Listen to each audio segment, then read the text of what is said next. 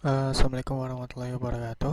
Pada kesempatan kali ini, kita akan mempelajari mengenai extrude boss dan revolve boss. Nah, untuk yang pertama kita akan membuat sketsanya terlebih dahulu. Kita menggunakan top plane atau bidang atas, masuk ke sketch. Lalu kita akan pertama-tama akan membuat sebuah lingkaran terlebih dahulu yang akan kita extrude seperti ini.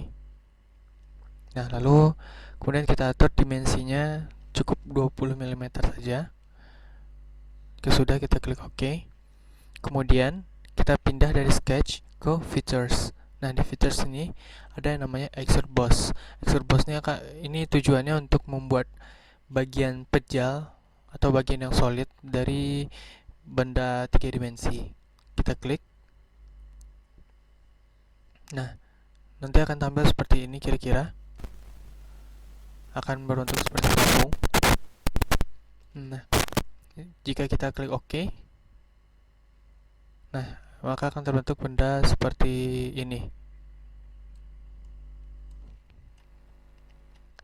Kita balik.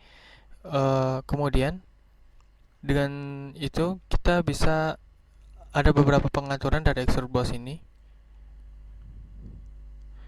Nah, pertama ada from-nya, yaitu kita membuat sketsanya dari mananya. Kemudian ada directionnya arah dari benda solidnya. Bisa kita tarik ke atas maupun ke bawah seperti ini, diperbesar atau diperkecil. Kemudian kita juga bisa menggunakan direction 2 seperti ini. Nah, maka akan terbentuk dia dalam dua arah. Kita bisa mengatur dimensinya. Misalnya kita letakkan dia 50 mm. Kemudian di sini kita bisa menambahkan derajat kemiringannya. Kalau untuk mengecil dia seperti ini, atau untuk memperbesarnya juga bisa pakai draft outward seperti ini kira-kira. Nah, begitu juga yang bagian bawahnya, bisa kita menggunakan draft juga. Coba menjadi 50 mm, gunakan draft outward. Oke, jika sudah, maka akan terbentuk benda seperti ini kira-kira, seperti gelas. Nah, seperti ini. Nah, oke. Kemudian kita bisa menggunakan fitur reference geometry. Reference geometry ini adalah untuk membuat plane baru berdasarkan letak yang kita inginkan. Kita bisa untuk membuat plane. Nah, untuk reference-nya kita bisa menggunakan reference dari right plane. Nah, seperti ini. Nah, dia akan terbentuk plane baru dengan jarak tertentu. Bisa kita atur di sini jaraknya. Sini kita ingin 50, maka dia akan plane-nya akan bertambah jauh. Nah, untuk kali ini kita akan menggunakan yang 35 mm saja. Nah, jika sudah, kita bisa mengklik OK. Nah, di sini kita akan menggunakan plane ini, plane yang baru kita bikin.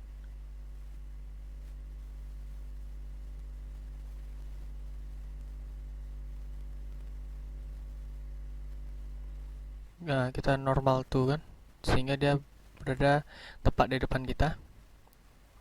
Nah, kemudian kita balik lagi ke sketch. Kita akan membuat sebuah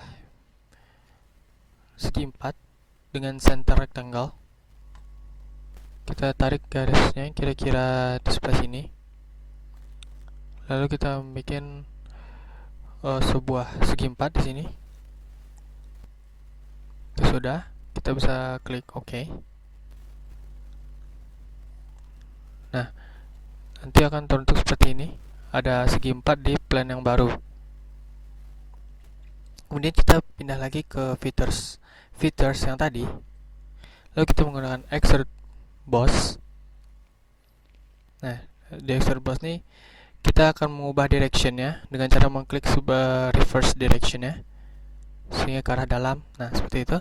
Nah, di sini ada pilihannya blind. Kalau blind ini dia akan tembus benda sepanjang diameter yang kita inginkan. Ada up to next, yaitu sepanjang akan melanjutkan bagiannya hingga menabrak benda setelah dia. Ada up to through all. Through all adalah untuk menembus bidang yang kita tembus.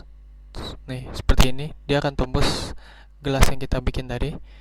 Kemudian ada up to surface. Up to surface adalah untuk membuat benda itu menuju permukaan. Ada up to body dan midline. Kita menggunakan up to next saja. Seperti ini. Kita klik OK. Nah, maka akan terbentuk seperti udah ada gagang gelasnya. Kira-kira mirip seperti gelas lah.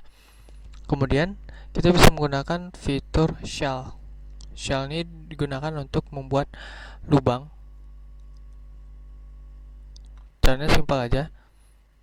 Itu kita klik face-nya atau bagian yang kita bolongkan. Kemudian kita ubah diameternya menjadi 3 mm saja. Lalu kita klik OK.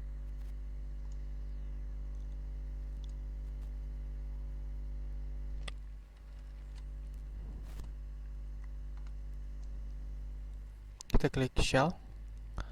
Lalu kita ini kan ke 4 mm.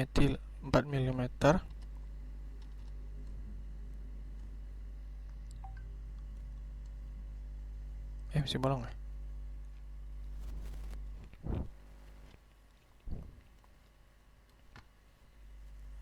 Kemudian kita bikin plan baru.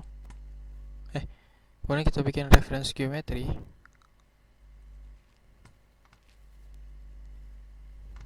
Kita menggunakan fitur shell untuk membolongkannya. Kita gunakan diameter misalnya 8 mm dengan permukaan sebelah sini, V1. Lalu kita klik OK. Nah, maka akan terbentuk seperti bentuk cangkir. Nah, biasanya kan kalau di cangkir itu bagian luarnya kan nggak ada sudutnya. Nah, kita bisa menggunakan fitur fillet. Lalu kita fillet bagian ujungnya. Kita perkecil menjadi 5 aja.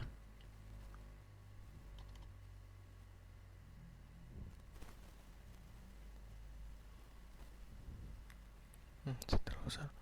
Kita perkecil menjadi 3 mm saja. Kita klik OK. Nah, cangkirnya sudah lebih smooth, nggak ada sudut yang tajam lagi. Nah, kita juga bisa memfillet pada bagian gagangnya seperti ini. Sebesar, kita perkecil saja jadi 0,5. Lalu klik OK. Kita klik semua permukaan yang kita inginkan. Sini.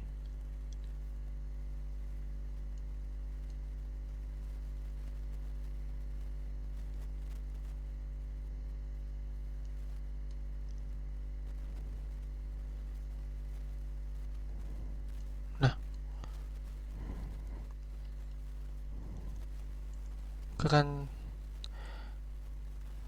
hasilnya akan seperti ini.